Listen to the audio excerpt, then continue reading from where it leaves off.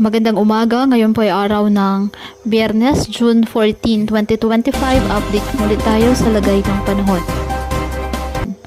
Ayon sa Pag-asa, wala na pong bagyo o low pressure area na minomonitor ngayon sa loob po ng ating Philippine Area of Responsibility.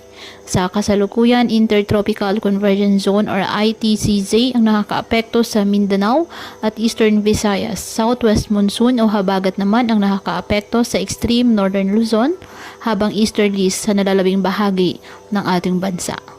Ngayong araw, dahil sa ITCZ, asahan ng maulap na halangitan na may kalat-kalat na pag-ulan at thunderstorms sa Mindanao at Eastern Visayas.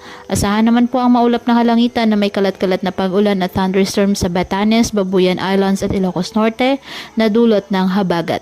Ang Metro Manila at nalalabing bahagi ng ating bansa, apektado po ng easterlies kaya asahan ng bahagyang maulap hanggang sa maulap na halangitan with isolated rain showers or thunderstorms.